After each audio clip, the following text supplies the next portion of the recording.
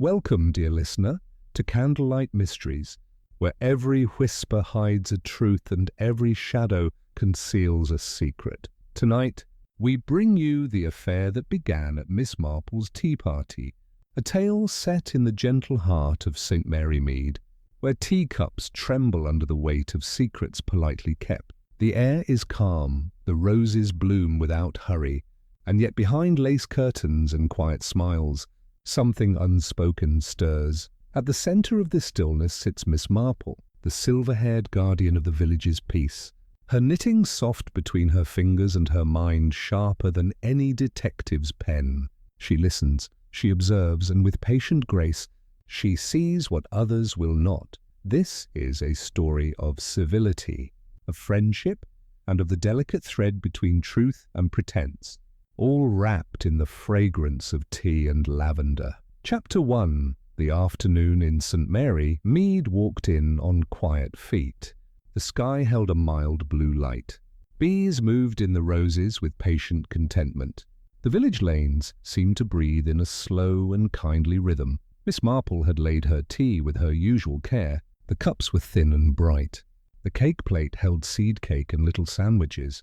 A bowl of violets brought a soft wood scent to the room. Mrs. Bantry arrived first, warm with village news. She kissed Miss Marple on the cheek. She spoke of laundry day, and then of the vicarage fete. Miss Marple poured tea and smiled. Colonel Melrose came next, and his step was solid. He thanked Miss Marple for the invitation. He held his hat as if it were a testimony. His moustache gave him a serious air. A new visitor followed, lovely and composed. Mrs. Denham paused in the doorway. She looked as if she listened to the room before entering. Her smile was gentle, and it stayed a fraction too long. Miss Hartnell arrived with a glance at the clock. She sat briskly and folded her gloves.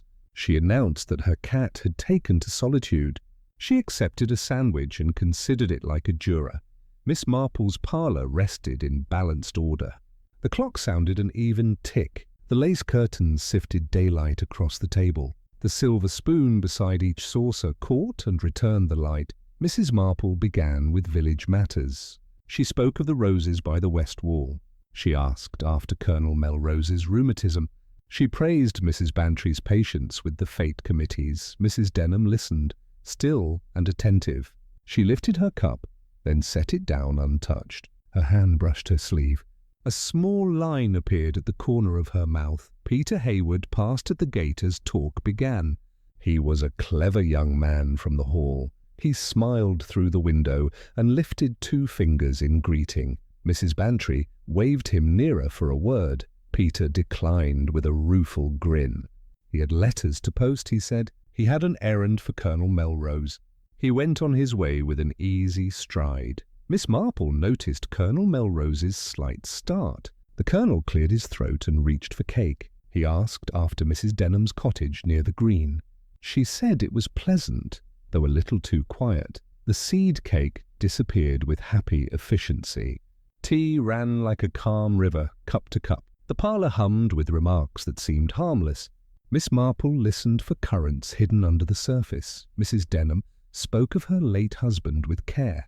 She called him generous and strong-minded. She looked at her hands when she said it. The room softened with a polite sympathy. Inspector Slack was not present, yet his name arrived. Mrs. Bantry mentioned his new habit of bicycling. Colonel Melrose lifted an eyebrow at that news. Miss Hartnell said nothing, and then everything with a sniff, a small clink, drew Miss Marple's eye. A saucer bore a hairline crack that was new.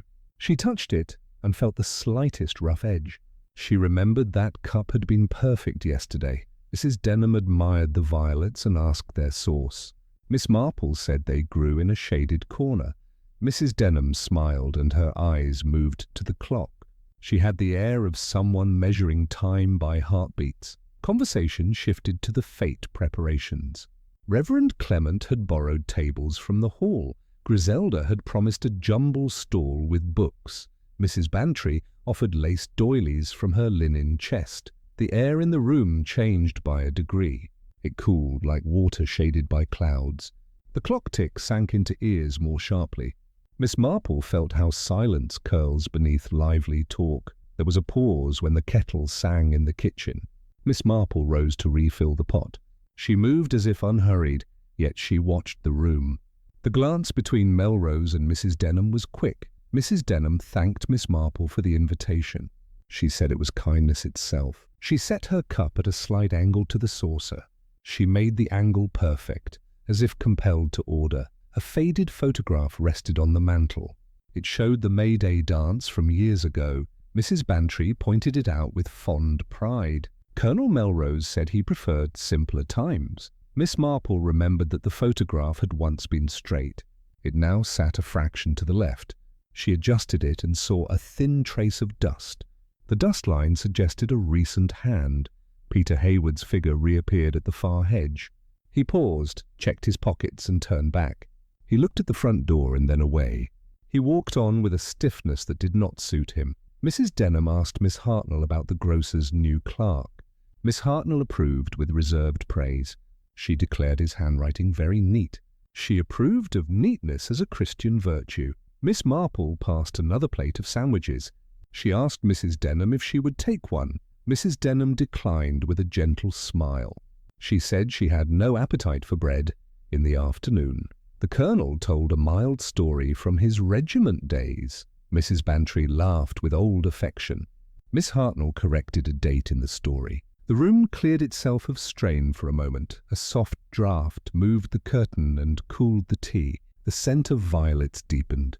The clock gave its small iron voice again. Miss Marple felt the house breathe in and breathe out. She offered more tea and found a spoon missing. She counted without looking obvious. One spoon had remained in a cup for too long. She drew it out and wiped it with a cloth. She asked Mrs. Denham how she found the village. Mrs. Denham said kindness lived on every corner. She said the postman was a gentleman of the old school. She praised the church bells for their punctual grace. Miss Marple looked at the rim of Mrs. Denham's cup. A tiny chip had caught a trace of lipstick. The shade was coral, not red. Miss Marple tucked the colour into her mind.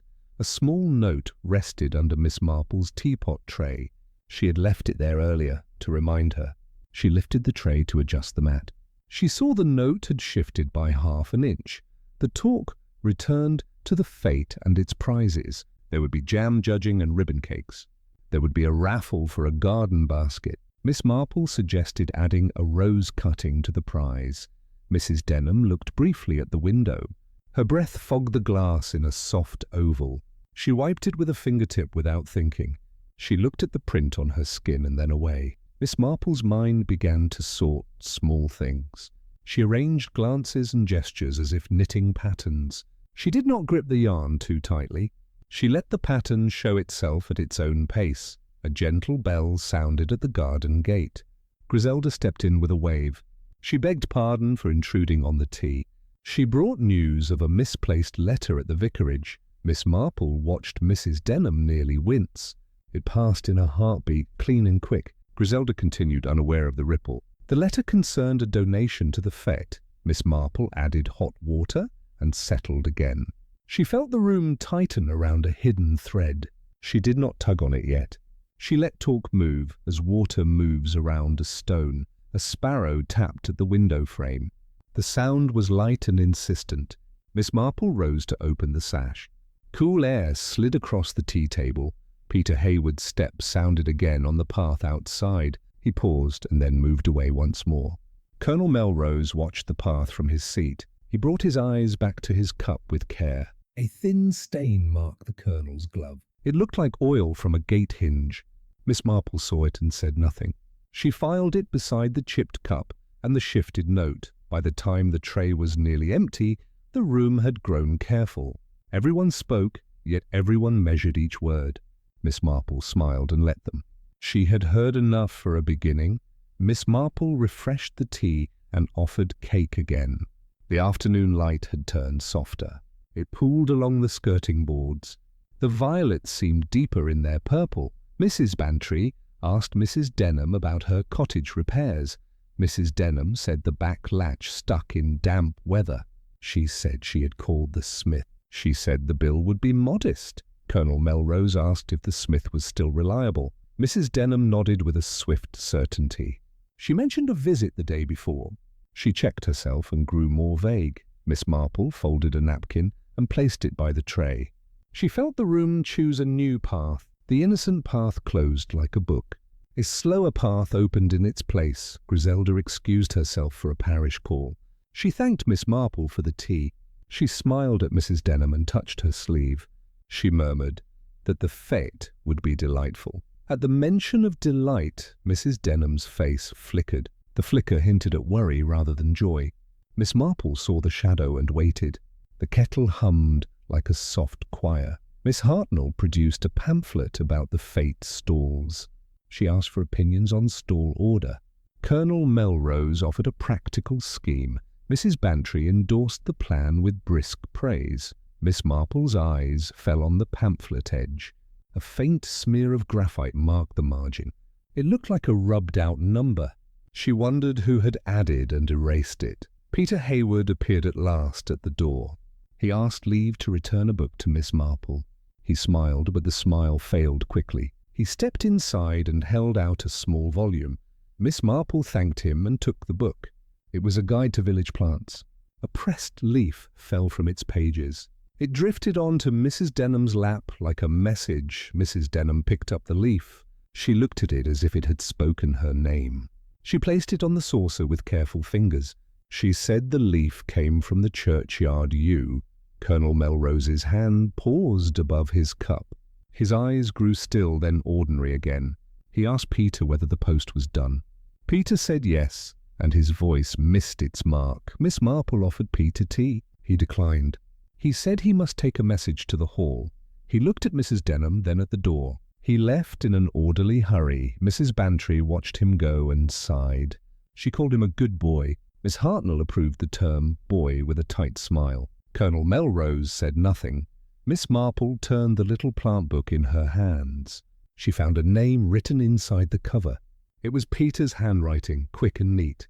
Below it, another hand had copied his name. She closed the book and set it on the mantel. She caught a thin scent in the air. It was tobacco, not from anyone present. It was a stronger blend than the Colonel's. She stored the scent beside the oil stain. Mrs. Denham asked about the church bazaar last year. She spoke of prizes and kind donors. She asked who stored the raffle box. Miss Marple said the box lay at the vicarage. At the word box, Mrs. Denham touched her handbag. The touch was light and brief. Her eyes found the clock again. The minute hand had climbed. Without her leave, Miss Marple rose to slice more seed cake. The knife's reflection showed faces in small pieces. Colonel Melrose seemed stern even in the glint. Mrs. Denham seemed elegant and tired. There was a knock, and Reverend Clement came in. He had walked from the vicarage with news. He asked pardon and smiled at the company. He told them a letter had gone astray and was now found. The Reverend said the letter concerned a bequest to the fete. He said it had been folded into a hymn book. He said the note mentioned a name known to all. He glanced at Colonel Melrose and then stopped. Mrs. Denham's hand tightened on her bag. The movement was small yet plain. Miss Marple guided the moment onward with tea. She asked if the bequest would help the raffle. The Reverend said it would. He described the donor as generous and discreet. He let the subject settle like dust. He accepted cake and asked for a second slice. Miss Marple watched the second slice disappear. She thought of second cups and second slices. She thought of second stories told after the first. The room relaxed and then stiffened again. The clock gave the hour. The sound made Mrs. Denham start. She apologized in a whisper and smiled. She said she had not slept well. Miss Marple noticed a faint ink mark on Mrs. Denham's glove. It matched the shade of the Reverend's pen. It sat near the seam like a secret thumbprint. She added the mark to her quiet ledger. Mrs. Bantry invited Mrs. Denham to the vicarage garden that evening. She promised roses, straw hats, and polite chatter. Mrs. Denham hesitated and said she might. Colonel Melrose suggested the air would do her good. Miss Hartnell stood and said she must go. She delivered a final view on stall placement. She praised order and clarity. She left with the pamphlet under her arm. Reverend Clement followed soon after. He thanked Miss Marple for the tea. He said Griselda would send a note later. He left a small slip of paper on the table. Miss Marple saw the slip and rested a napkin over it. She would read it later. She did not like papers exposed before they were ready. She believed in giving words their proper moment. The room had thinned to 3. Miss Marple, Mrs. Bantry, and Mrs. Denham remained. Colonel Melrose said he must visit the hall and left. His step on the path was heavy and decisive. Mrs. Denham sat very straight. Her eyes were bright and too calm. She thanked Miss Marple for kindness again. She said kindness was a balm to the bereaved. Miss Marple nodded and asked about the yew leaf. She asked if Mrs. Denham visited the churchyard often. Mrs. Denham said she liked the quiet there. She said it helped her think of better days. Miss Marple's eyes moved to the mantel photograph. A single grain of soil rested on the frame. It was fresh, like soil brushed from a gloved finger. She looked back at Mrs. Denham and smiled. Mrs. Bantry told a brief, cheerful story. It was about a dog that preferred pears to biscuits. The room smiled with relief. The room did not believe in relief. Miss Marple lifted the napkin and read the slip. It was the Reverend's tidy hand. It asked whether she might advise on a private matter. It mentioned a letter with a name and a date. She folded the slip and returned it to her pocket. She poured a final cup for herself. She drank with slow, regular sips. She let the silence shape itself like clay. Mrs. Denham rose and thanked her hostess. She said she must stop by the grocer before dusk. She said she would see them at the fete. She took her handbag with both hands. Miss Marple walked her to the door. She noted a faint scratch on the bag's clasp. It matched a mark that a brass key might make. She said how pleasant it had been to have her. When the door closed, Mrs. Bantry exhaled. She asked if all was well with Mrs. Denham. Miss Marple said she thought the lady was tired. She said people are often tired when they carry secrets. Mrs. Bantry looked worried for a kind moment. She asked if Miss Marple expected trouble. Miss Marple did not answer at once. She went to the mantel and straightened the photograph again. She touched the soil grain with her fingertip. She found a second grain near the base. Her mind placed those grains with the yew leaf. Her mind asked a new question about timing. She turned to the tea tray and counted spoons again. Every spoon now stood in its proper place. She checked the cups and found the chipped rim. She placed it aside for mending. Peter Hayward's plant book still lay on the mantel. She opened it to the pressed leaf page. A faint crease showed where a second leaf had once been. She closed the book and looked at the window. The light had lowered into gentle gold. St. Mary Mead wore its evening with natural grace. The garden held its breath. Far off, a church bell tested a single note. Miss Marple sat and folded her hands. She let thoughts pass like birds over water. She invited only a few to land. She fed them with crumbs of fact. She thought of the ink mark, the oil stain, the coral lipstick. She thought of the shifted note and the adjusted photograph. She thought of the leaf that fell and the leaf that did not. She thought of a letter tucked into a hymn book. Mrs. Bantry asked again if there would be trouble. Miss Marple smiled a little. She said that trouble visits villages as often as cities. She said it often arrives with pleasant manners. She looked once more at the door where Mrs. Denham had stood. The air held a faint tobacco trace not belonging to the room. It seemed to move toward the open sash. It faded into evening like a promise. She reached for her knitting and set the first stitch. The stitch was neat, then another. Her fingers moved with calm certainty. Her mind followed a thread of its own. She decided to visit the vicarage at dusk. She would ask about the letter. She would ask about the raffle box. She would bring a jar of jam for politeness. She set the knitting aside and tidied the tea. She placed the chipped cup under the sideboard. She placed the violets in cooler water. She folded the cloth with an old, careful grace. The clock touched the half-hour. Shadows from the roses slipped across the rug. Miss Marple listened to the house settle. She felt the first shape of the mystery form. She did not seek answers yet. She made space for them to arrive. She trusted the village to speak in its way. She trusted her patience to hear it. Chapter Saturday evening settled over the vicarage garden with tender care. The air held a faint sweetness of cut grass. Lanterns hung from apple boughs and glowed like small moons. Gravel paths shone under the last wash of light. Griselda moved among the stalls with cheerful purpose. She greeted each helper with a smile and a note. A jar of coins clinked as donations gathered. She placed a sprig of rosemary near the jam table. Reverend Clement welcomed arrivals at the wicket gate. His voice carried gentle authority over the buzz. Children ran with ribbons tied to wrists. Their laughter drew moths from the borders. Miss Marple arrived with a basket of preserves. She offered them to Griselda with a soft word.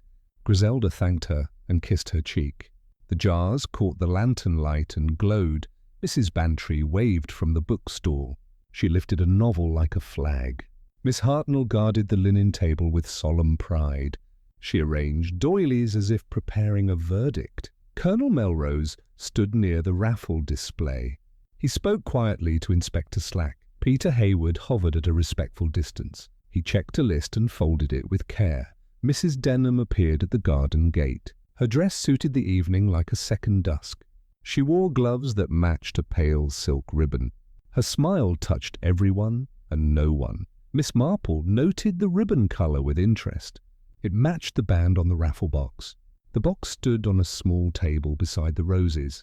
Its key hung from a string on the Reverend's belt. A wind passed through the orchard and cooled foreheads. The lanterns trembled and then steadied. The choir practice inside the house fell quiet.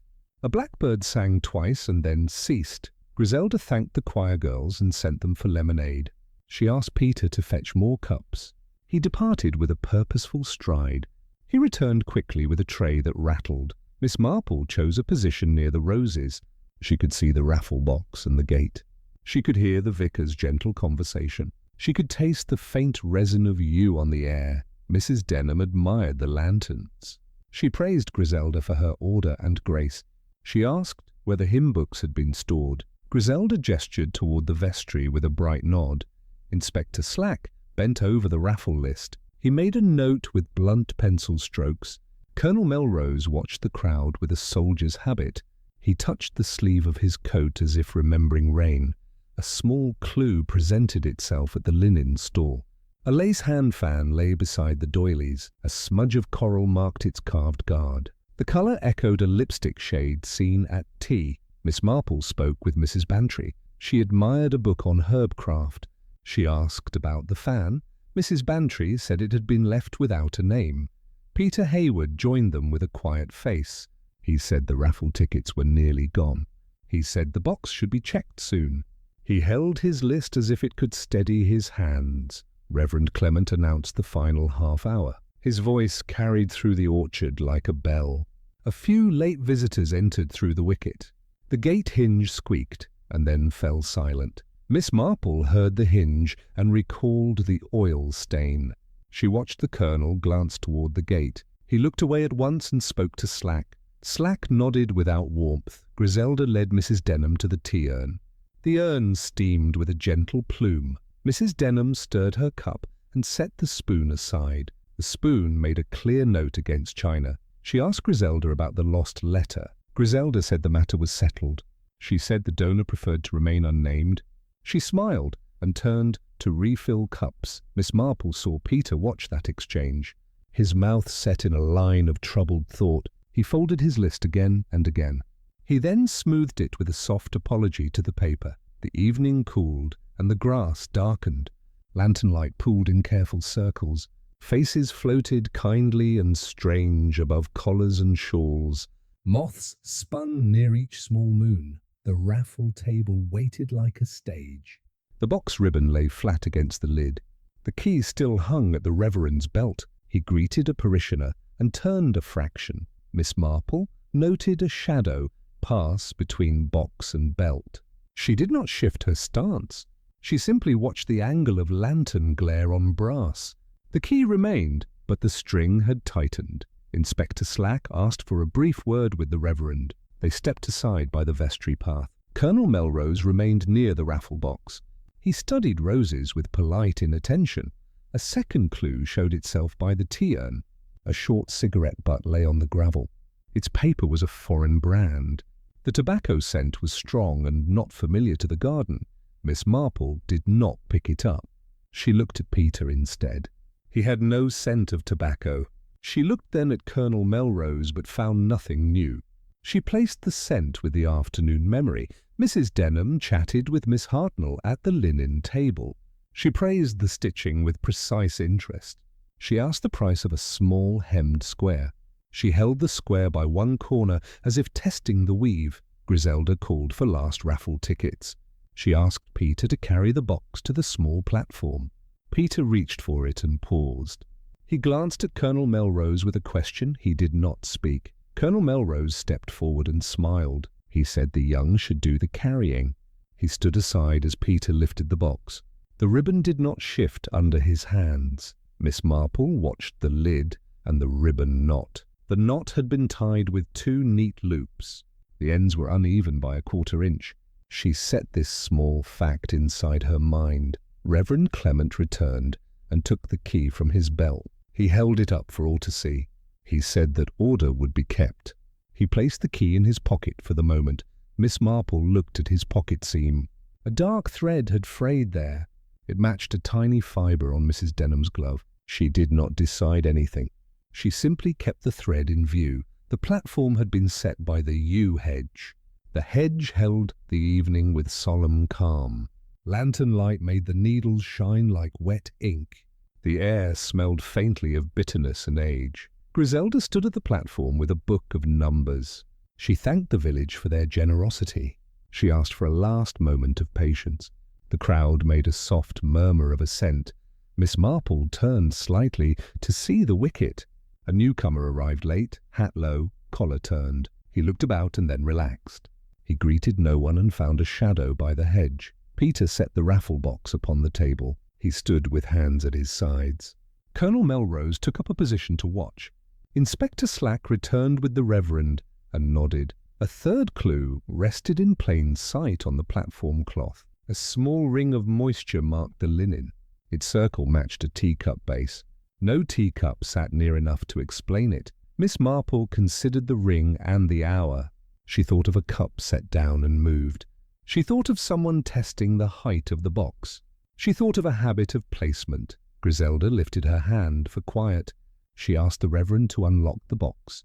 He drew the key from his pocket and hesitated. He looked at Griselda with a private worry. The lantern nearest them flickered. Shadows moved over the faces like slow water. The key turned in the lock with a clear sound. The lid rose on a gentle sigh of hinges. The Reverend reached inside with care. He withdrew the folded stubs that held luck. Griselda read the first number in a steady voice. A child clapped and ran forward for a small prize. Miss Marple listened, but her eyes kept their search. The latecomer by the hedge had moved. He stood now where the yew shadow met lantern glow. His face remained quiet and ordinary. The prizes went out at a pleasant pace. A basket of apples found a home. A tin of biscuits changed hands. A shawl delighted an elderly parishioner. Griselda called for the final prize. It was the garden basket with a rose cutting. The cutting came from Miss Marple's own west wall. She smiled as the crowd leaned closer. Reverend Clement drew a stub and paused. He looked again and then cleared his throat. He announced the number with care. Peter checked his list and raised his head. Peter said the winner was Mrs. Denham. The crowd turned and welcomed her forward. She stepped into the lantern light with composure. She accepted the basket and thanked the room. Miss Marple watched Mrs. Denham touch the rose cutting. Her fingers hovered above the thorn. She did not press her skin. She looked at the Reverend's pocket again. Inspector Slack leaned toward the raffle box. He checked the remaining stubs. He then looked out at the crowd without expression. Colonel Melrose gave nothing away. A small clue flashed near the wicket gate. The hinge no longer squeaked under a late arrival. The sound had been silenced by fresh oil. Miss Marple thought of the Colonel's stained glove. Griselda invited everyone to take lemonade. She thanked donors by name. She closed the raffle with a kind word for patience. The crowd softened into small clusters of talk. Miss Marple moved to the yew hedge. She stepped with the quiet of an old cat. The latecomer had gone, leaving only shadow. The gravel showed a single, crisp heel mark. She bent and examined the heel. A faint grid pattern marked the imprint. It was not a village cobbler's style. It suggested a visiting boot, polished and brisk. She straightened and turned toward the vestry path. The lanterns hummed in their own small way. The garden had settled, yet one string still vibrated. She sensed the small noise beneath the talk. Mrs. Denham approached, with the garden basket. She thanked Miss Marple for the rose cutting. She asked how best to plant it. Her voice sounded careful and precise. Miss Marple advised deep soil and patience. She added a word about pruning in spring. She asked how the cottage latch behaved today. Mrs. Denham said it had stuck again. Peter joined them and praised the rose cutting. He offered to carry the basket to the gate. Mrs. Denham declined and held it close. Peter stepped back with a small bow. Miss Marple saw a faint scrape on the basket handle. It was the mark of a sharp key. The scratch echoed the scratch on Mrs. Denham's handbag clasp. She placed the echo with the earlier thread. Reverend Clement came to thank Miss Marple again. He said the fate had saved the roof fund. He looked relieved and a little tired. He patted his pocket where the key had been. Miss Marple asked if the letter was now settled. The Reverend said it was. He avoided names, as was proper. He said Mercy had met Mead in quiet fashion. Inspector Slack called Peter aside. They spoke near the tea urn with low voices. Colonel Melrose drifted toward the wicket gate. He tested the hinge with a thoughtful touch. A fourth clue waited near the bookstall. The Herbcraft book now lay open. A pressed leaf was missing from one plate. An outline of its shape remained on the paper. Miss Marple closed the book with gentle hands. She looked around and saw no alarm. She wondered who carried a leaf away. She wondered what message it still carried. Griselda rejoined them with an air of relief. She said all had gone well. She thanked everyone for grace under mild confusion. She asked Miss Marple to take a slice of plum tart. They stood together and shared the tart. The crust was tender and faintly sweet. The air smelled of apples and damp grass. The lanterns now burned with a committed glow. Mrs. Denham shifted the basket to her left hand. A slip of paper peeped from the raffia weave. She tucked it back with a quick motion. She smiled and spoke of gratitude. Miss Marple noticed the slip and considered its size. It matched a hymn book page torn at the margin. She remembered the letter found in such a book. She held the thought without display. Colonel Melrose returned from the gate and met her eye. His look asked for a minute. She nodded and walked with him to the roses. He kept his voice quiet and even. He said the garden had felt wrong at one moment. He could not name which. He said Mrs. Denham's calm should not be that complete. He then asked if Miss Marple agreed. She said the evening had many small notes. Some had touched a single key. Others echoed in a pocket seam. She asked him to consider the ribbon ends on the box. He frowned and pictured the knot. He admitted he had seen little there. She said the ends now looked equal.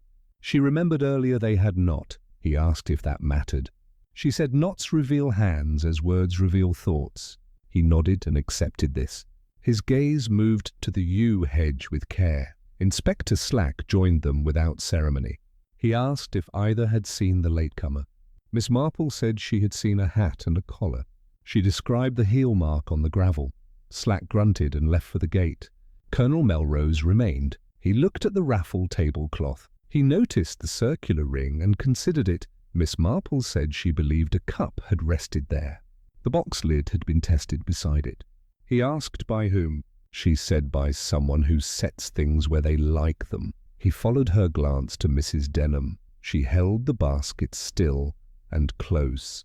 Peter stood 3 paces away with careful hands. His face held a restrained worry. Griselda announced that the fete would now close. She thanked all for their help and patience. The choir girls waved and gathered their shawls. The Reverend set the urn to one side. People began to leave by the wicket. The hinge remained silent under each hand. Colonel Melrose watched 2 men depart together. Slack returned, carrying the cigarette butt in a paper twist. Slack said the butt matched a foreign blend. He said the brand was common in ports. He asked if anyone had sailors for friends. The question went unanswered. Miss Marple stepped toward Mrs. Denham. She asked if help was needed to carry the basket. Mrs. Denham declined with grace. She said the rose would remind her of kindness. Miss Marple looked at the slip in the raffia again. It had moved deeper into the weave. The edge showed a faint pencil stroke. She thought of erased numbers on the pamphlet. Peter approached with a hesitant resolve. He told Mrs. Denham he could walk her home. She thanked him but refused. She said a quiet path would suit her thoughts. Colonel Melrose offered to accompany Peter on rounds. Peter agreed with a grateful glance. Slack announced he would lock the gate after them. The Reverend nodded and handed him the key. Miss Marple asked to look at the key. Slack allowed it with reluctance. She held it in her palm and turned it. A tiny smear of coral marked the bow. She thanked Slack and returned the key. She watched him rub the bow with his handkerchief. He frowned and said nothing more. He walked away to check the vestry lock. The lanterns were being lowered and trimmed. Griselda extinguished each with a small breath. The orchard swallowed the light and gave it back to the moon. The garden grew tender with shadows. Mrs. Denham thanked Griselda and Miss Marple again. She lifted the basket and stepped toward the wicket. She paused as if listening to some far sound. She then went through with measured steps. Miss Marple stood still after she had gone. The evening held a question that grew more distinct. The yew hedge whispered in its slow language. The gravel path kept its simple counsel. She turned to the table where the raffle box had stood. The ribbon lay folded in a precise manner. The ends now matched with schoolroom neatness. She lifted the ribbon and felt a faint stiffness. She looked at the platform cloth and found a new mark. A tiny grain of dark soil sat near the ring. It resembled the soil seen on her mantel frame. It linked hedge, churchyard, and a gloved hand. She found Peter waiting near the gate. He asked if he should walk by the churchyard. She said yes, and to mind the yew needles. He nodded, grateful to be useful. Colonel Melrose came back from the lane. He reported an empty roadside and a faint scent of smoke. Miss Marple said the scent had been present earlier. She said it belonged to someone who preferred to watch. Slack closed the wicket and turned the key. The silence of the hinge felt like a conclusion. It was not a true conclusion. It was a pause between scenes. Griselda pressed Miss Marple's hand with affection. She thanked her for the preserves and the rose. She asked if all felt well. Miss Marple said it would feel so soon. The Reverend gathered hymn books in a canvas bag. He checked the vestry window with a practised hand. He asked if any litter remained unseen. Miss Marple said the garden was in good order. They walked together as far as the church path. The moon had risen above the tower. The stones looked settled and companionable. The air cooled the mind. Miss Marple paused by the yew and bowed her head. She touched a low branch and felt resin. Her fingertips came away with a dark stain. She wiped them on a handkerchief without haste. She thought of the letter, the key, and the ribbon. She thought of the coral mark and the foreign tobacco. She thought of soil grains and the habit of neat ends. She thought of a woman who measured time by heartbeats. She smiled with a kind sorrow. She knew that mercy sometimes hides inside fear. She knew that love attaches itself to unlikely anchors. She knew the village would explain itself if asked gently. She returned to the vicarage steps with Griselda. They said good night with a warm look. Colonel Melrose tipped his hat and left for the hall. Slack vanished into his rounds with stiff purpose. Miss Marple set out along the lane to her cottage. The night birds called in a patient pattern. The air smelled of wood smoke and damp leaves. Her footsteps matched the village rhythm. She reached her gate and opened it twice. The hinge made a clean sound that pleased her. The violets by the path had folded for the night. The house welcomed her with quiet breath. She placed her empty basket on the hall table. She removed a small book from her pocket. It was the plant guide Peter had returned. She set it by the mantel with care. She sat by the lamp and made a single note. It read yew ribbon ends coral key. She underlined the word ribbon. She put the pencil down and folded her hands. She did not worry the thread tonight. She allowed it to rest and keep its strength. She would tug it in the morning with courtesy. She would ask the village its proper questions. Outside, the church bell touched the hour once. It sounded like a nod to patience. Miss Marple smiled and rose to draw the curtains. She left a narrow space of night to look back in. Chapter 3. Night wrapped Colonel Melrose's house in a careful hush. The drive held only a soft grit underfoot. A lamp burned behind the library curtains. Its glow settled on books and polished wood. Miss Marple arrived with a jar of marmalade. She said it was a small gift for the pantry. The butler admitted her with a discreet nod. He led her toward the library door. She asked if the colonel might spare a minute. The butler said the colonel was engaged with Inspector Slack. She asked if she might wait by the fire. The butler consented and disappeared on quiet soles. The library breathed of leather and old paper. A map of the county hung above the desk. The lampshade cast a golden ring on the blotter. A coal shifted and sent up a tired sigh. She sat in a stiff chair near the hearth. She placed the marmalade on a side table. She folded her hands and let her eyes drift. Details arranged themselves with their usual politeness. A human whisper slid from the closed study door. Inspector Slack spoke in a low, firm tone. Colonel Melrose answered with a soldier's patience. The words were not clear, but the meaning carried. They discussed a letter and a name. They weighed the bequest in the parish box. They spoke of the evening garden and a shadow. The voices sank and rose like distant oars. Miss Marple considered the desk without touching it. The blotter showed a shallow indentation. It traced a date and half a surname. The other half had been covered by a paper. She noticed the lamp wick had been cut roughly. One side burned shorter than the other. The flame leaned and trembled. It made the room's shadows breathe in uneven measure. A clue waited at the ash bowl near the fireplace. A mound of ash held two separate tones. One was pale from the colonel's pipe tobacco. The other was darker and sharp from a cigarillo. She remembered the foreign brand in the garden. She placed the ash beside the latecomer's habit.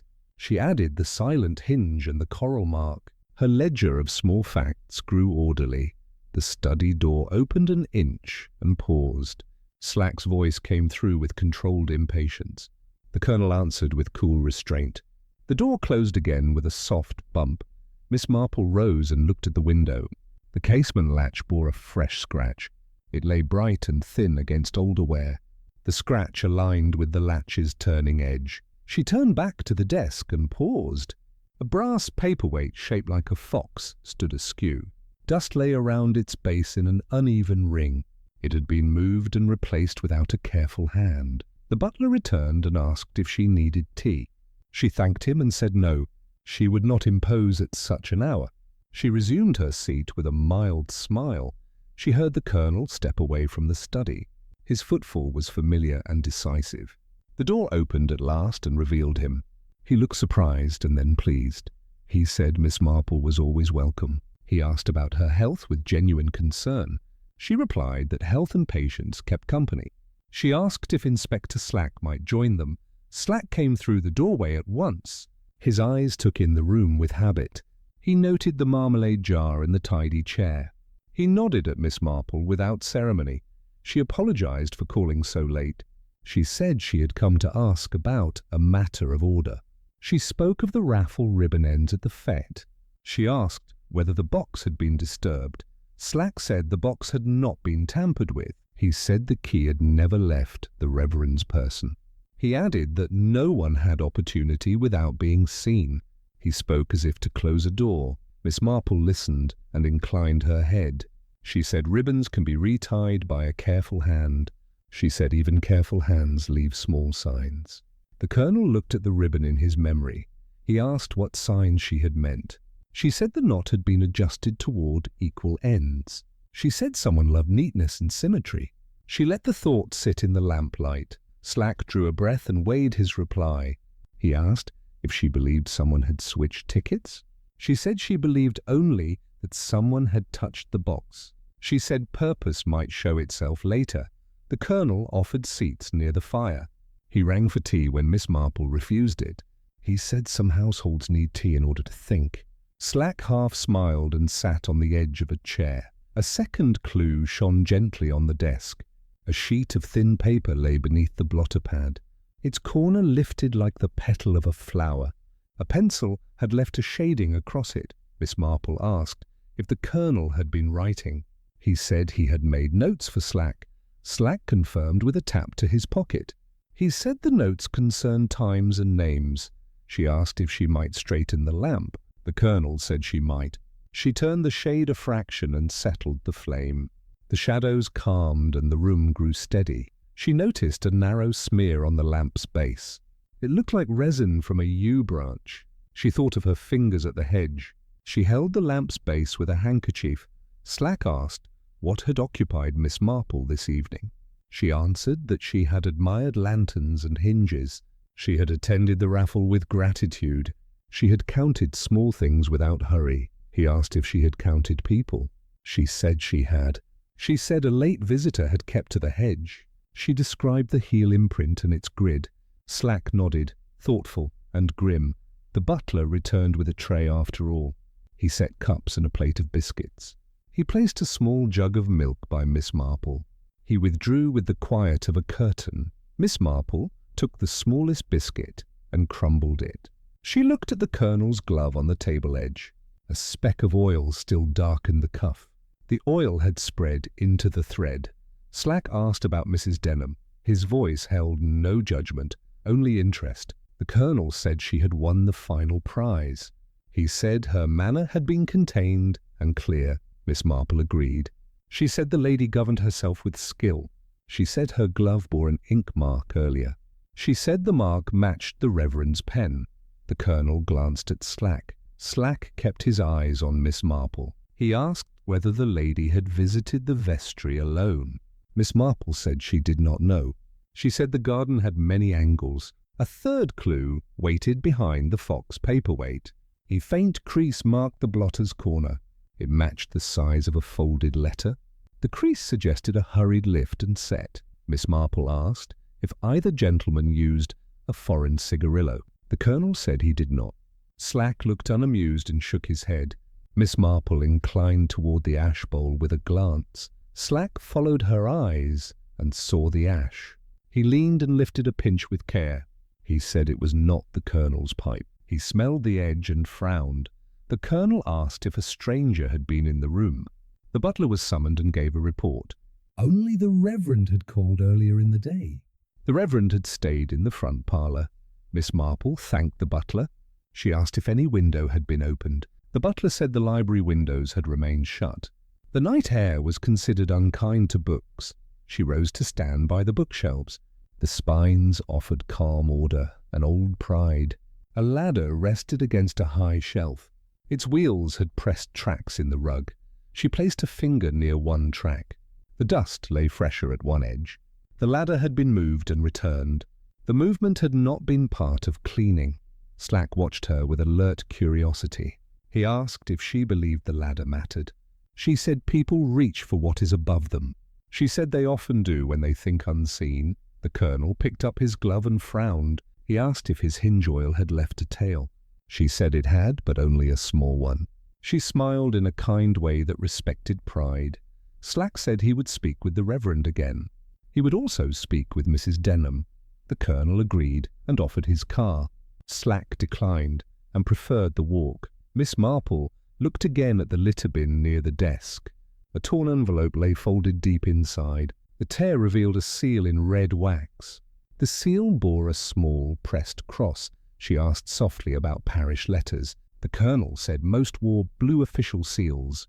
Slack said red wax felt old-fashioned and private. Miss Marple nodded and let the detail rest. A clock on the mantel whispered the quarter hour. The room seemed to gather itself together. The lamp held steady and polite. The whisper behind the study door did not return. Miss Marple asked the Colonel if she might see the study. He agreed at once and stood aside. The study door opened on a compact retreat. Maps and dispatch boxes lined the walls. Slack followed with cautious steps. He glanced at a locked cabinet by the window. He filed the sight with a tidy nod. The Colonel invited Miss Marple to the writing table. The table bore an ink stand and a tidy blotter. A small weight held a few blank pages. A pencil lay sharpened to a ruthless point. A faint ring of moisture marked the wood. She touched the ring with her finger. It came away clean and cool. A cup had rested there and gone. She remembered the platform cloth ring at the fete. She lifted the blank pages and found a thin card. The card showed a list of donations. It held amounts and initials in two hands. One hand was the Reverend's patient script. The other hand looked neat and precise. It matched a number written in Peter's plant book. It also matched an erased margin on the pamphlet. She returned the card and said nothing. A small clue waited under the inkstand. A speck of coral clung to its base. It matched the lipstick shade from the tea party. The speck had transferred with a sure touch. Slack saw her looking and leaned closer. He rubbed the speck onto his handkerchief. He held it up without comment. The Colonel stared at it and said only, indeed. Miss Marple turned to the window. The curtains showed a faint fold pulled out of shape. A hand had held them aside with urgency. The fabric kept a memory like a good witness. She leaned to the sill and examined the paint. A new chip had broken along the edge. It was small and bright against older scuffs. She imagined a ring striking the paint as a hand steadied. The Colonel opened the locked cabinet with a key. He revealed dispatch boxes and old papers. He closed it again with a neat click. He said nothing stored there touched the parish. Slack asked about the letter everyone mentioned. The Colonel said he had not seen it. The Reverend had spoken of it only in general terms. Slack pressed his lips and nodded. Miss Marple asked if they might check the desk blotter. The Colonel gave permission with a courteous bow. Slack lifted it and set it aside. Miss Marple took the thin paper beneath. She held it to the lamp and read its ghost. The indentations marked a name and a date. The name matched Mrs. Denham's married surname. The date matched the week before the fete. Slack wrote these on his pad. He asked if the amount was legible. Miss Marple said a shadow of a number wavered. She could not swear to its full shape. The Colonel said the Reverend's discretion had reason. He asked them both to recall kindness. Miss Marple agreed and spoke gently. She said kindness and truth can walk together. A second clue in the study caught her eye. A little smear of resin marked the floor by the rug. It lay beside the ladder's lower wheel. The resin spoke again of yew branches. She moved her gaze to the fireplace hearth. The ashpan contained a short paper curl. It had scorched but not fully burned. The curl showed the letter L in a formal hand. Slack removed it with care. He placed it inside his notebook. He said the pan would be sifted tomorrow. The Colonel consented with a tired nod. Miss Marple asked to look at the fox paperweight again. The Colonel brought it from the library desk. She balanced it in her palm. The base felt warm from the lamp's heat. She set it on the study table and looked for dust. A cleaner ring showed here as well. The fox had briefly visited the study. Someone had borrowed weight for a fold or a press. Slack studied the table edge and smiled without mirth. He found a small dent in the polish. It matched the fox's sharp metal paw. He tapped the dent with his pencil. The Colonel said the house had seen too much moving. Miss Marple said movement tells its tale. She said the house had tried to whisper. She asked them to hear patiently. A soft knock came at the front door. The butler announced Peter Hayward with a quiet voice. Peter entered with careful steps and an unsettled look. He carried the Herbcraft book against his chest. He said he had found something inside the book. He apologized for the hour and his upset. He offered the book to the Colonel. His hand trembled despite his steady will. The Colonel bade him sit. Slack stood where he could watch Peter's eyes. Miss Marple offered him a glass of water. Peter thanked her and drank as if remembering how. He opened the book at a plate of yew. A thin outline marked where a leaf had been. He drew a slip of paper from the binding. The slip had been pressed into the spine hollow. Slack took the slip with slow care. It showed a number and an initial. The initial matched the neat hand from the card. The number matched the shadow on the indent page. Peter said he had not put it there. He said he had borrowed the book to return it. He said the leaf had fallen at Miss Marple's tea. His voice steadied as he spoke. Miss Marple placed a hand on the book. She asked when Peter last saw Mrs. Denham. He said he saw her at the fete. He said she had refused his offer to walk her home. The Colonel asked about the late visitor in the orchard. Peter said he had noticed a dark hat. He said he saw a coat at the hedge. He could not say more without invention. Slack studied the slip again and looked at Miss Marple. He asked what she made of the pattern. She said the pattern showed care and a wish for order. She said it also showed fear. The Colonel asked if fear belonged to guilt. She said fear belongs to love as well. She said people hide gifts when they fear harm. She looked down at the fox paperweight. Slack asked if Mrs. Denham had reason to hide. Miss Marple said perhaps she held a promise. Perhaps she held a protector's task. She watched the lamp and let silence answer for a moment. A third clue rose from the floorboards near the door. A fragment of ribbon lay tucked against the skirting. It matched the raffle ribbon's pale colour. One end showed a tight, recent cut. She lifted it with the edge of a visiting card. She placed it on the table without comment. Slack stared and wrote a single long line. The Colonel folded his hands and thought. Miss Marple said the ribbon had travelled rooms. She said it had bound a lid and then a page. She said it had held two things in a formal piece. She did not say which two. Peter asked if he might still be of use. Miss Marple smiled and said yes. She asked him to recall who handled the raffle ribbon. He chose his words and spoke about gentle fingers. He said Mrs. Denham had tied her glove button. He said she used neat and patient motions. He said the knot at the ribbon had resembled her style. He then looked distressed by his own memory. Miss Marple thanked him and eased his worry. She said memory is a friendly servant. She said it helps when one is kind. She folded the ribbon piece into a paper square. Slack said he would speak with Mrs. Denham tonight. The Colonel offered to accompany him. Miss Marple asked for a few minutes alone in the library. The men agreed without argument. They left for coats and intentions. The house listened and kept its neutral breath. Miss Marple stood near the desk and closed her eyes. She let the night's details take their seats. She thought of the raffle box and the equal ends. She thought of the fox weight and the study dent. She thought of coral at the inkstand and resin by the wheel. She thought of the letter's ghost on the page. She opened her eyes and looked at the mantel. A single grain of dark soil rested there. It matched the grain from her mantle at home. It had followed a glove or a sleeve. She lifted a handkerchief and took the grain. She set it upon the thin paper with the indentations. She watched it roll and settle by the date. It seemed to point to a place and a time. The butler returned and asked if all was well. She said all was peacefully unsettled. She asked him to keep the library locked when they left. He agreed with a steady bow. The Colonel and Slack came back ready for the lane. Slack paused and looked at the ash bowl again. He took the cigarillo ash with him in its twist. The Colonel checked his watch and nodded. They asked Miss Marple if she wished to rest. She said her hearth would be comfort enough. She said she would walk by the churchyard. She preferred the lane's quiet questions. Peter asked to escort her to the gate. She accepted with a smile. They walked through the hall in companionable silence.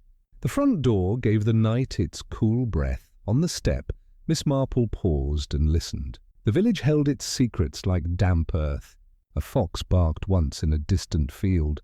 The church clock offered a single measured note. She thanked Peter for his thoughtfulness. She told him to sleep if he could. He promised to try and straighten his shoulders. He watched her go with steady regard. She walked the lane at a patient pace. The hedge on her left smelled of yew and rain. She felt the puzzle relax around one hidden hinge. She knew the next day would bring an opening. At her gate, she paused and looked back. The night owned the trees and the roofs. A small lamp still burned in the Colonel's library. It glowed like a quiet vow to order. She entered her house and set the ribbon piece on her table. She placed the slip from the book beside it. She wrote 3 words in her small, neat hand. They read order, fear, mercy. She extinguished her lamp and stood in the cool dark. She let the village fill her senses once more. She trusted each clue to keep its place. She trusted the morning to draw the next thread. Chapter 4. Morning returned to St. Mary Mead with a soft mist. The rooftops shone faintly under the new light. The lanes lay still except for the milkman's steady wheel. The church bell offered one slow note to begin the day. In her cottage, Miss Marple moved with quiet purpose. She folded the breakfast cloth and arranged her knitting. Her hands worked while her thoughts roamed elsewhere. She listened to the rhythm of her house as if it might speak. A letter lay unopened beside her teapot. It bore the Reverend's careful hand. The envelope corner had a faint smudge of ink. She lifted it with the tips of her fingers and broke the seal. Inside lay a short note. The Reverend wrote that Mrs. Denham had not appeared at morning service. Griselda had called at her cottage but found no answer. The gate stood open. The back latch still stuck. Miss Marple read the note twice. She placed it beside her cup and looked at the clock. It was 9:30. She folded her shawl neatly and reached for her hat. The village green wore dew like glass. A few children chased each other between puddles. Mrs. Bantry stood outside the post office, her shawl bright against the grey. She turned as Miss Marple approached. "Have you heard?" Mrs. Bantry asked. Her voice tried for cheer but missed. "No one's seen her since last evening." Miss Marple said she had read the Reverend's note. She asked if the milk had been taken at the Denham cottage. Mrs. Bantry said no. The bottle still stood by the gate, unbroken. They walked together toward the lane. A robin followed along the hedge, keeping polite distance. The air smelled faintly of smoke from the morning fires. A cart creaked beyond the turning. Mrs. Bantry spoke quickly, as people do when uncertain. She said Mrs. Denham might have gone to visit friends. She said perhaps she had not slept and went walking early. She said the woman had seemed fragile, though she smiled. Miss Marple listened and let the talk fill the silence. She said absence often wears the same coat as secrecy. Mrs. Bantry frowned and adjusted her shawl. They reached the cottage gate. It hung half open as before. Dew gathered on the latch. The front curtains were drawn, though not evenly. The window above the door showed a small tilt of light. Miss Marple stepped inside first. She called Mrs. Denham's name with gentle tone. The air smelled of violets and damp linen. A cup rested on the table, half filled, the tea long cold. The chair opposite stood empty. A second cup beside it was clean and dry. The tray held 2 spoons, one slightly tarnished. Miss Marple touched the cup handle. It was smooth, but faintly warm from the morning sun. Mrs. Bantry moved toward the mantel. She said the room looked peaceful, but too still. A small clock ticked without sound, its key half turned. A book of psalms lay open to a page about mercy. Miss Marple noticed the kettle by the stove. It sat off the heat, but smelled of steam long gone. A thread of ash marked the floor near the hearth. She knelt and found a burned scrap of paper. She lifted it onto a saucer. The scrap bore 2 letters only, LD. The edges were blackened, the rest unreadable. She carried it to the window where the light could see. The letters looked to be from a signature. The hand was rounded and neat. She remembered the folded card from the Colonel's study. The letters matched the ending of Denham, Mrs. Bantry called from the doorway. She had found a glove by the garden step. It was soft kid leather, faintly marked with soil. The right-hand glove was missing. Miss Marple placed the glove on the table. She turned it palm up. A line of faint polish crossed the seam. It looked like the edge of a key rubbing through cloth. She went to the cupboard near the window.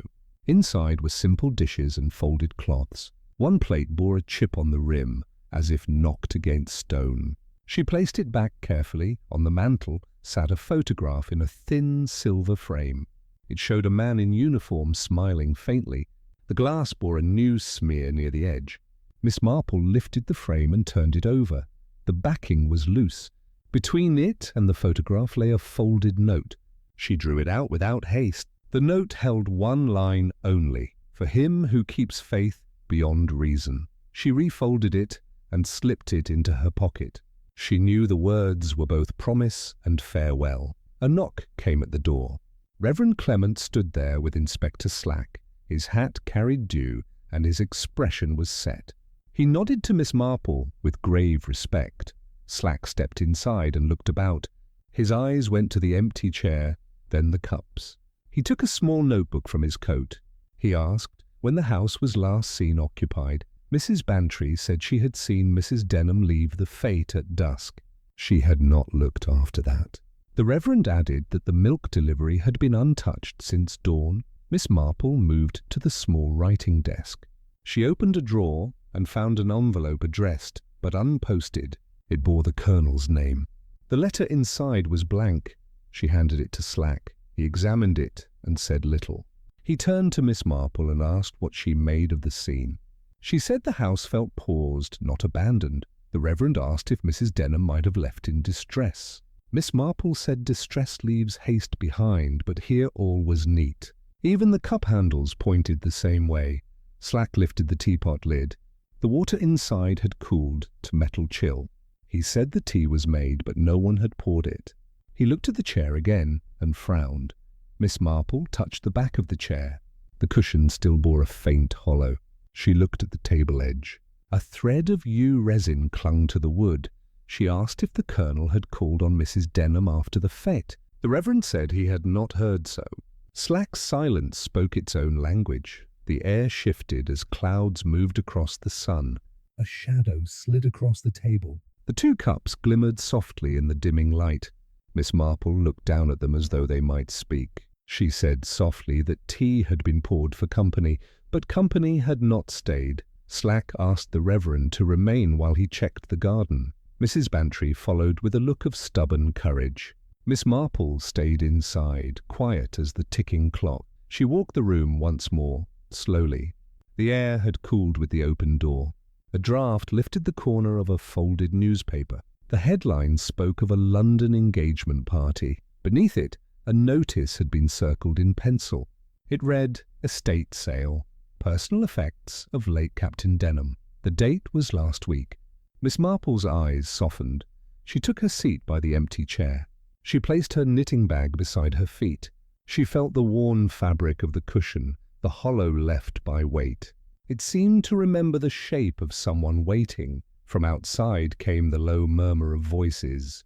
Slack's tone carried discipline, the Reverend's care. The sound faded toward the back gate, then returned. Miss Marple's gaze moved to the hearth. The ashpan still held grey curls from the night before.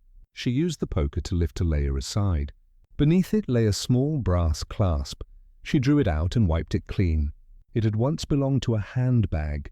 The shape matched the scratch on Mrs. Denham's clasp at tea. The piece had broken free recently.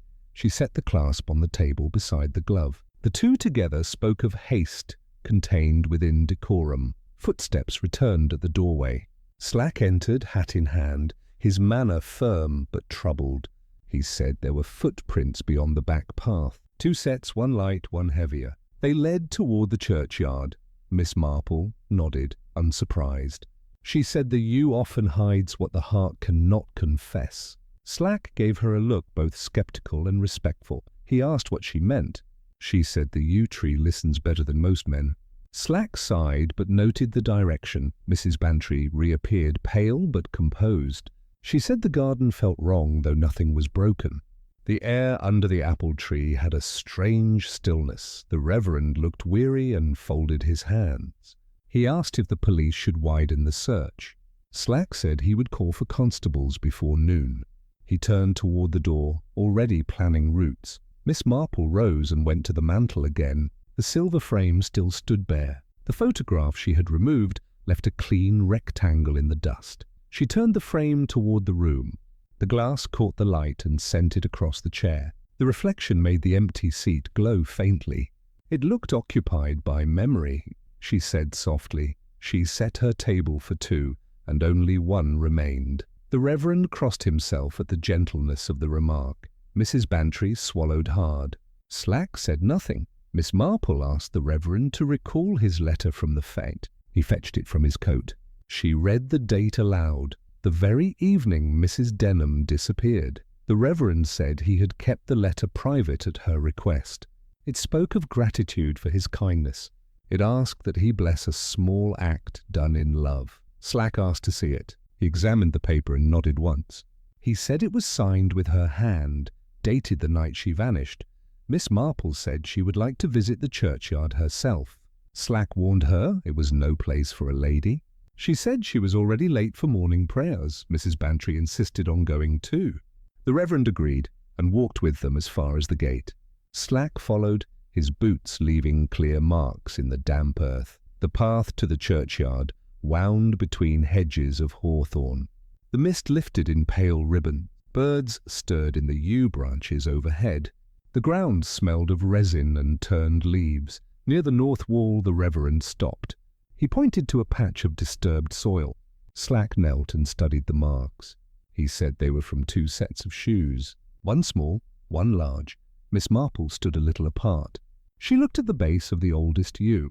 Its roots rose from the ground like folded arms. A small ribbon end clung to one branch, pale against the dark needles. She stepped forward and took it carefully. It matched the raffle ribbon exactly. She held it between finger and thumb. It bore a faint trace of coral lipstick. Slack saw it and gave a short nod. He asked if it proved anything. Miss Marple said it proved only that care had been taken to make something appear tidy. He asked again where Mrs. Denham might be. Miss Marple said the question was not where, but why. She looked at the ground beneath the yew, then at the open gate beyond. The Reverend murmured a prayer for mercy. Mrs. Bantry wiped her eyes without apology. Slack signalled for one of the constables at the path to join them. Miss Marple turned away and faced the church door. The morning light touched her face, soft and calm. She thought of the line in the folded note, "For him who keeps faith beyond reason." They returned to the cottage at noon. The fire had been lit, though no one had entered. The empty chair still waited by the table. The cup beside it had caught a beam of sunlight. Miss Marple sat for a moment in the quiet. She looked at the chair as though speaking to it. She said softly, "We shall find what you wish to protect." Slack stood in the doorway, notebook closed. He said he would send word from the churchyard by evening. Miss Marple thanked him. She said truth moves slower than men, but it moves. Mrs. Bantry took her hand. She asked what would happen next. Miss Marple said they would do what one always must, pour another cup and wait. The kettle on the stove began to hum. The sound was small but steady. The air smelled faintly of violets again. Miss Marple poured tea for herself and for the empty chair. She set the cup down gently. She watched the steam rise and fade. She thought of all the quiet good intentions that end in sorrow. She picked up her knitting and began another row. The yarn moved evenly through her fingers. Her eyes stayed on the window where the lane curved away. Outside, the mist began to lift in full. A cart passed by with measured rhythm. The world resumed its small routines.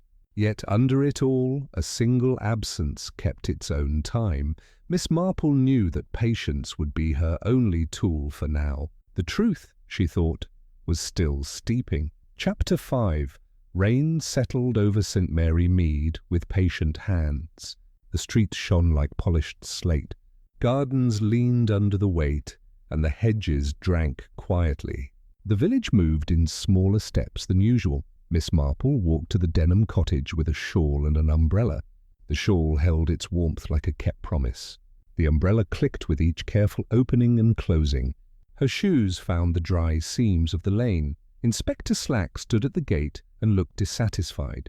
His coat carried beads of rain along the shoulders. He nodded when he saw Miss Marple. He opened the gate with an official economy. "Thank you for coming," he said. "We will go through the cottage room by room." "Of course," Miss Marple said. "We will not hurry the truth." Peter Hayward waited under the eaves with tight hands. He looked paler than the day before. He held a cloth-wrapped parcel against his chest. The parcel gave the impression of something fragile and private. Inside, the cottage kept its earlier order. The same cup stood ready for conversation. The clock on the mantel had been wound and now behaved. A scent of violets lingered in a tired way. Slack set his hat on the dresser. He asked Peter to place the parcel on the table. Peter obeyed and stepped back with polite control.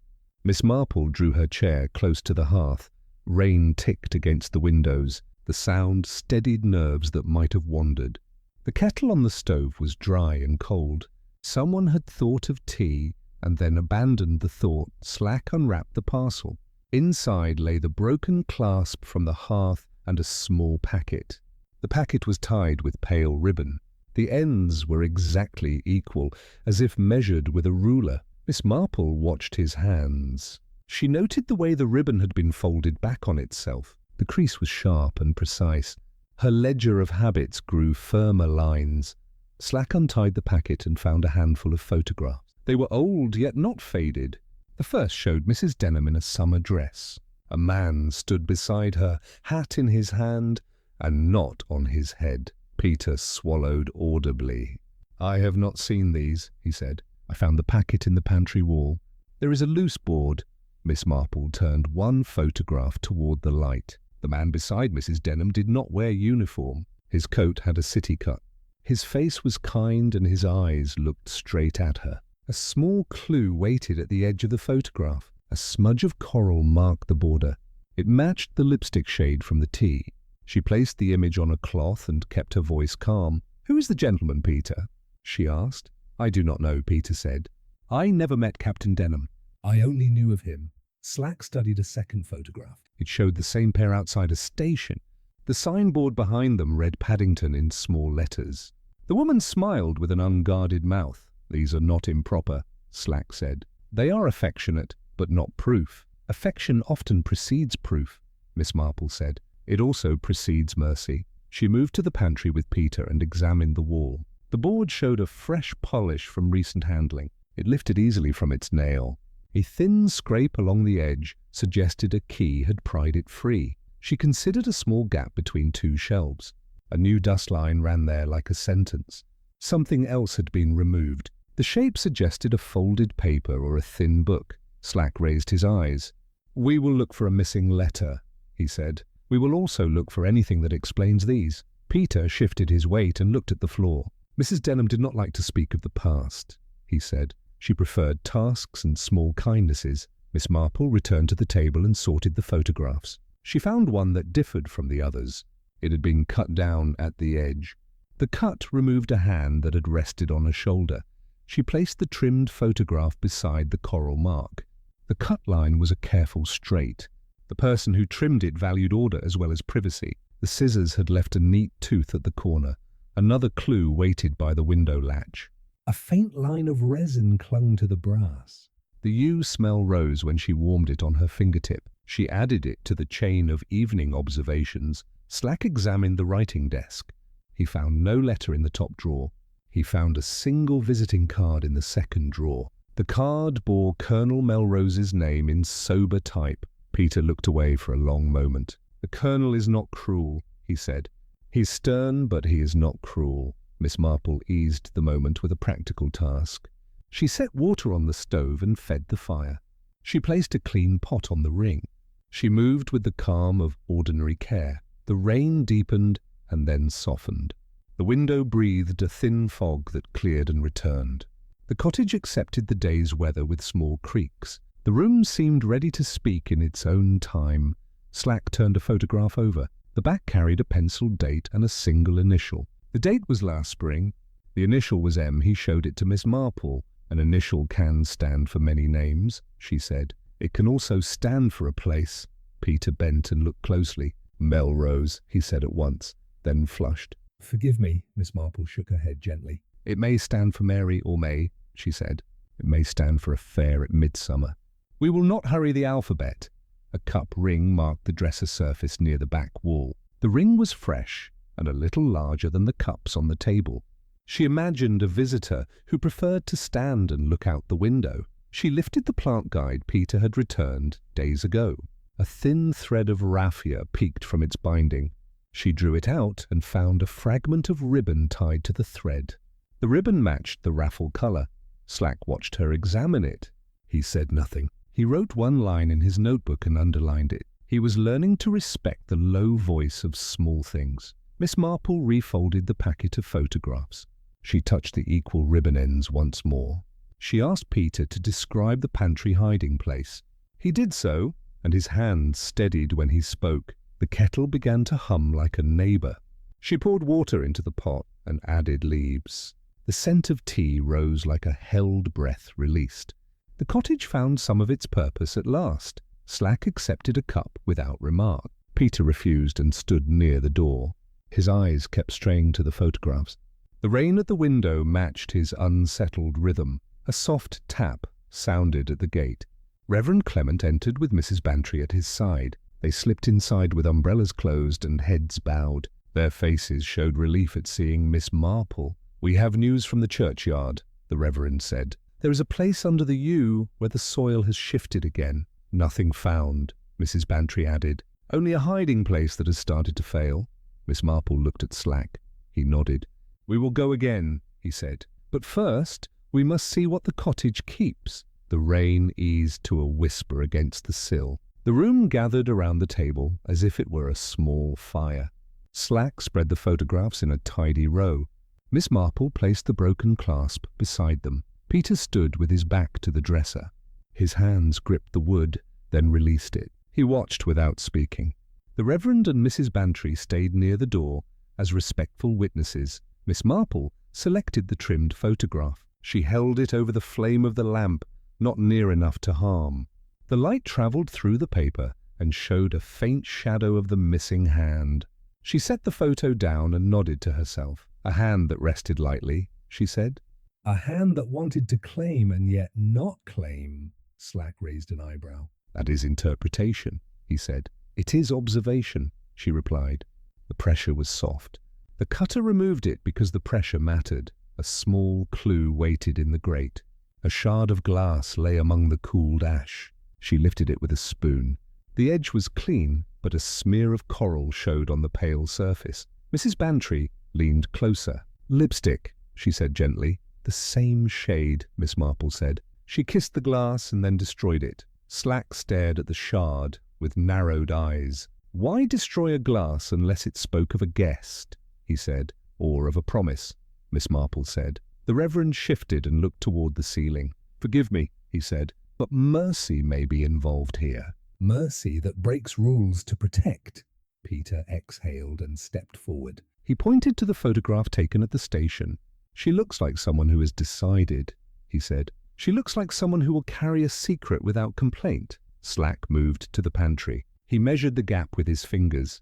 He ran a blade lightly along the shelf edge. He pulled free a narrow book bound in canvas. Miss Marple received it with both hands. The book was a small accounts ledger.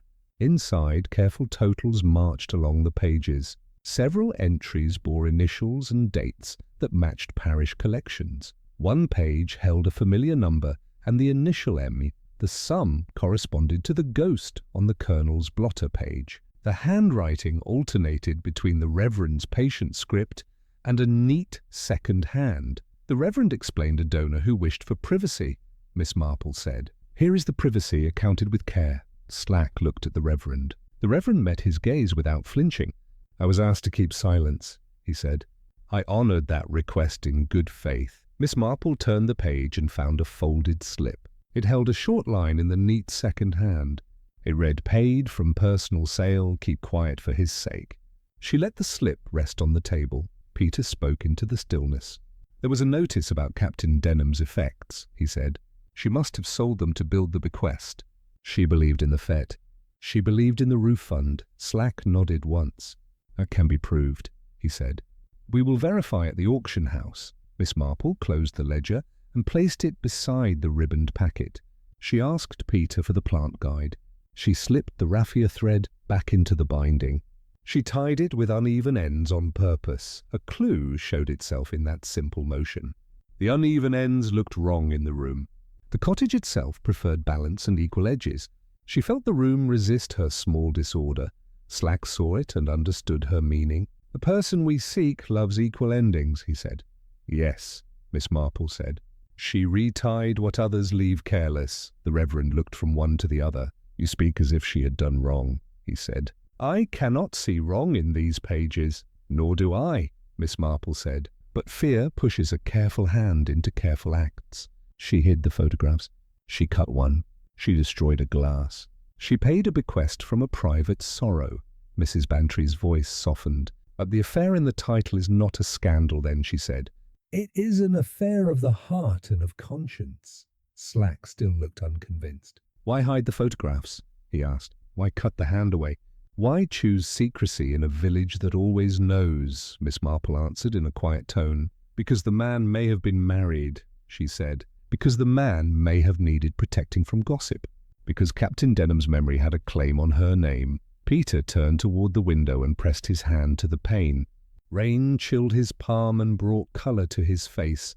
He spoke in a steadier voice. She asked me once about rail timetables, he said. She asked which trains left without drawing attention. She said a person could travel and return before the evening bell. Slack's pencil stopped moving.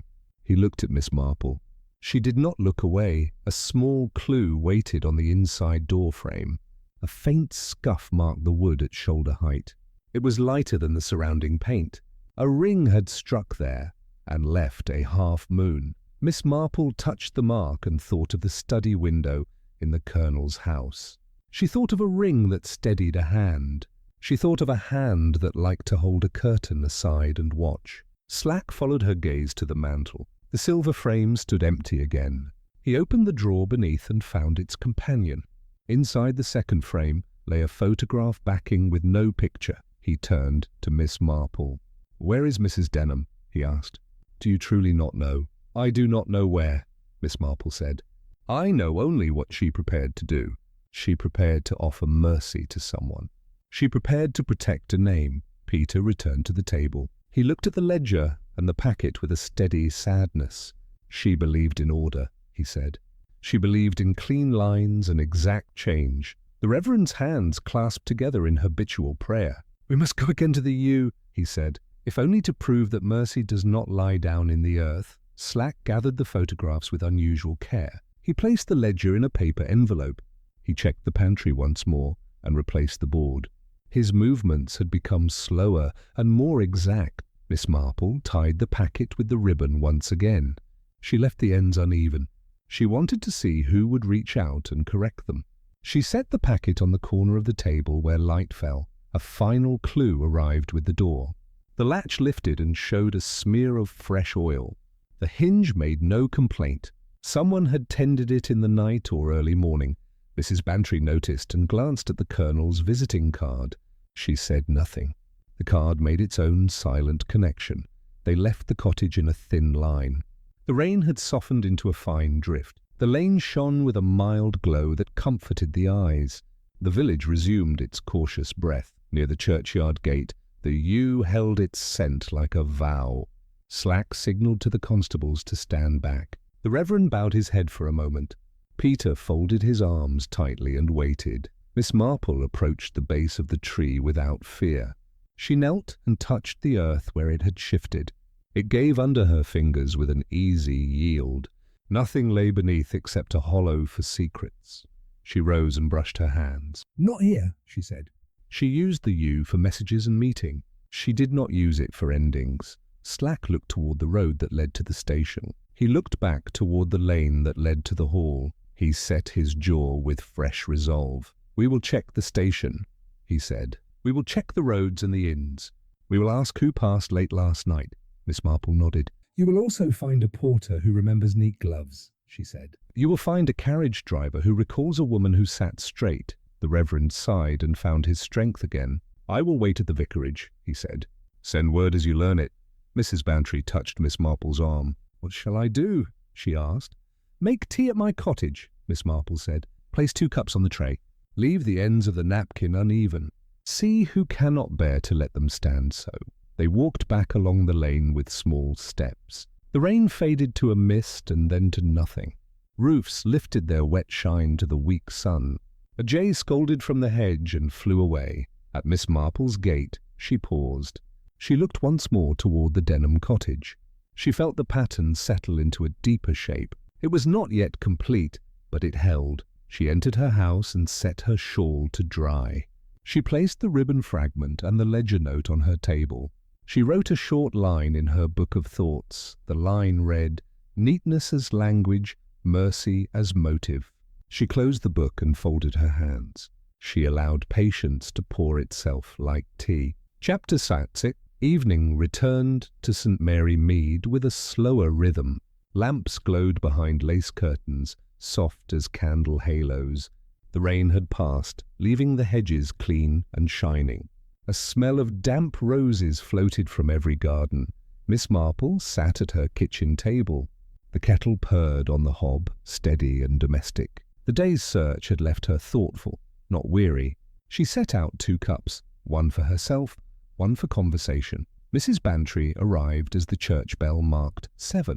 Her hat looked slightly defeated by the weather. She shook it dry and smiled despite her worry. Miss Marple poured tea and passed her the sugar. "The whole village is talking," Mrs. Bantry said.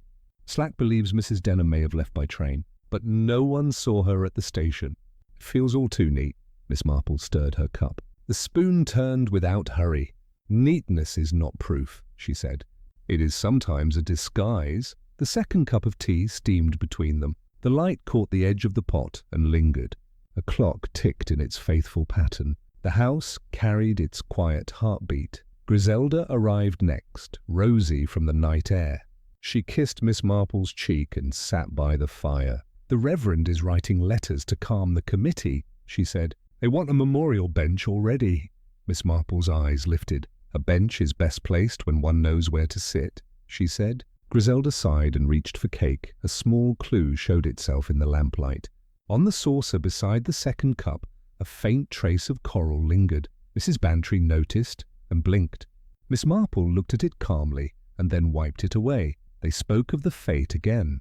Griselda described the raffle as an innocent affair. She remembered Mrs. Denham's quiet grace when accepting the basket. She remembered the ribbon ends even and deliberate. She was proud of her control, Miss Marple said. It comforted her. It gave her courage to act kindly where others might gossip. Mrs. Bantry leaned forward. "Act kindly? You mean help someone?" "Yes," Miss Marple said. "She helped someone she should not have had to help." "That sort of kindness costs more than it appears." The kettle began to hum again. Miss Marple poured the second cup. She did not say for whom she poured it. The scent of tea mixed with the faint perfume of violets. Griselda drew a folded paper from her bag. "Inspector Slack left this at the vicarage," she said. "It was found in the Colonel's library under a tray." Miss Marple unfolded the paper. It was a receipt for a sale of silver cufflinks. The buyer's name had been smudged by water, but the signature was clear, M. Denham. The date matched the day before the fete. Mrs. Bantry frowned. "She sold her husband's things, then gave the money away?" Miss Marple nodded. "That is the mercy of which we spoke. She hid the sale so as not to shame his memory, but she made good use of what she had." Griselda's eyes filled with gentle admiration. "She was brave," she said. Miss Marple nodded again. "Bravery often looks like domestic routine." A tidy table, an empty chair, a second cup poured. Another clue waited on the windowsill. A wet leaf of yew had fallen against the glass. Its green shone in the lamplight, sharp and solemn. Miss Marple reached for it and set it between the saucers. "That tree gives more than shadow," she said softly. Mrs. Bantry looked puzzled. "Do you think she met someone there?" "I do," Miss Marple said. "And I think mercy was shared between them." The wind brushed against the shutters. A cat cried once in the distance. Griselda drew her shawl tighter. "What shall happen now?" she asked. Miss Marple poured the remaining tea into the second cup. "We shall wait," she said. "The truth cools like tea. It must be sipped, not swallowed." The next morning was clear and bright. Miss Marple stood by her window and watched the lane. Children passed on their way to school, stepping over puddles. The postman whistled a tune she almost recognized. A letter arrived with his bag. Thick paper, careful hand. It bore no return address, only her name and the village. She opened it with steady fingers. Inside was a short note, unsigned. "Forgive my silence. The matter is safe now. You were right about Mercy. Tell Colonel Melrose to guard what remains, and thank him for his faith." Miss Marple read it twice. The handwriting was unmistakable, Mrs. Denham's tidy loops, patient and exact. She folded the note into her pocket and went to call on the Colonel. The morning had the scent of renewal, of washed stone and clean sky. At the hall, Colonel Melrose sat in his study. Papers lay stacked like well-trained soldiers. He looked up as Miss Marple entered. "I have something you should see," she said. She placed the note on his desk. He read it, frowned, then read again. The sternness in his face softened. "So she is alive," he said quietly. The afternoon sun returned to St. Mary Mead with measured grace. The sky carried the gentlest blue, the kind that forgives. Gardens wore a look of good order. Bees traced steady lines among the lavender. Miss Marple had set her tea table once more. The silver gleamed without effort. The cups waited in their accustomed places. The seed cake smelled faintly of nutmeg and lemon. Mrs. Bantry arrived first, bringing roses from her garden. She laid them on the sideboard and smiled. "You keep the village steady, Jane," she said. "Without you, even the clocks would gossip." Miss Marple smiled in return. "Clocks always gossip," she said.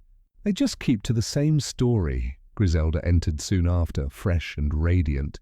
She carried a parcel of biscuits wrapped in brown paper. "The vicar sends blessings," she said, "and asks you not to scold him for forgetting his hat again." Colonel Melrose came next, walking with quiet dignity. His step was slower but lighter. He greeted Miss Marple with a warmth he rarely showed. He seemed a man who had made peace with something unseen. Inspector Slack followed, though not officially. He carried no notebook, only a shy air of leisure. He accepted tea with a word of thanks and an unfamiliar smile. Peter Hayward arrived last. He brought a small book of flowers for Miss Marple's collection. He placed it beside her chair and stood politely, uncertain where to sit. Miss Marple poured the first cup, and then the second. The room held that small hush that comes before conversation. The clock ticked in smooth approval. Mrs. Bantry broke the quiet with a cheerful tone. "So the Fate Fund is complete," she said. "The roof will not leak another year." Reverend Clement says it's thanks to a certain anonymous angel. Miss Marple looked into her cup. "Angels work best when unobserved," she said softly. Griselda smiled. "We might still hold a small service of thanks," she said. "People like to feel that goodness has witnesses." "Goodness always has witnesses," Miss Marple replied. "We just don't always see them in time." A clue, though gentle, lay on the mantel. The photograph frame had returned to its place. Within it rested the picture of the May Day dance. It had been polished and set perfectly straight. Colonel Melrose followed her glance. He nodded once, understanding her thought. "Order has its own kindness," he said, "even when it hides more than it shows." Mrs. Bantry cut the cake and served it with delight. The sound of china filled the air like small, contented sighs. Outside, the village green hummed with ordinary life. Griselda asked if Miss Marple had heard from London. Miss Marple said no, but she had no need. "Some silences," she said, "are full of reassurance." Peter leaned forward slightly. "You believe she's all right?" he said quietly. "I do," Miss Marple said. "A woman who could tie ribbon ends so neatly will not come undone in the world." They smiled at that, each holding a private image. Slack finished his tea and asked for another cup. "It tastes better here than at the station," he said. "Or perhaps it's the company." The remark drew a laugh that softened the air. The talk turned to gardens and recipes, to small things that hold large meanings. Miss Marple let her guests speak and listened with her gentle eyes. She saw how kindness had returned to their voices. She felt the house breathe again as if it too forgave. Later, the talk quieted. The sun dropped low enough to gild the edges of cups. The roses by the open window leaned inward, drawn by the warmth of human peace. Griselda rose to fetch more water for the pot. Slack stood to help her, awkward but earnest. Colonel Melrose refilled Miss Marple's cup with a careful hand.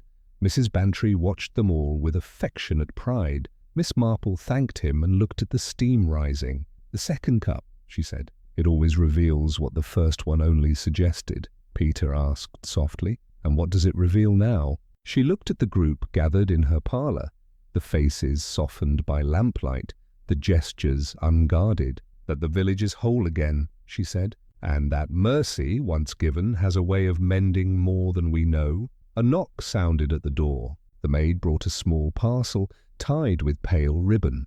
No address, only Miss Marple's name in familiar script. She thanked the maid and untied it. Inside lay a single pressed leaf of yew between folded paper. The paper bore 4 words written in tidy hand. The train was kind. No one spoke for a moment. The room seemed to bow in silence.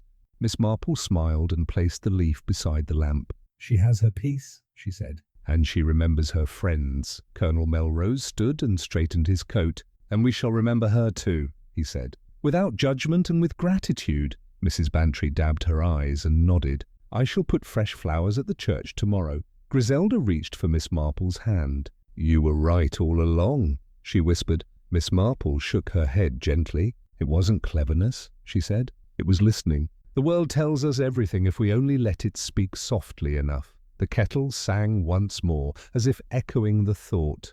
She poured the last of the tea. The second cup was gone, but the warmth lingered. The clock gave its measured sound. Outside, the thrush sang one clear note again, as if repeating the first song of the morning. The air turned golden, then quiet, then still. Miss Marple rose to clear the table. Peter offered to help, and she accepted. The others lingered in easy talk. The scent of roses drifted through the open window. When all was done, and her guests departed, she sat alone for a moment. The pressed yew leaf rested beside the lamp. The tea tray gleamed with patient order. She folded her hands and looked toward the window. "Peace returns," she said quietly, "and so does the light." Outside, St. Mary Mead lay wrapped in calm. The lanes breathed contentment, the church tower kept its watch, and the yew tree stood eternal in its mercy. And so, dear listener, the affair that began at Miss Marple's tea party draws to its quiet close. The candle's flame is steady once more, its light falling softly on truth revealed. In St. Mary Mead, peace returns, and Miss Marple's knitting resumes, each stitch a reflection on the tangled hearts of humankind. Until next time, dear listener, another secret fades by candlelight.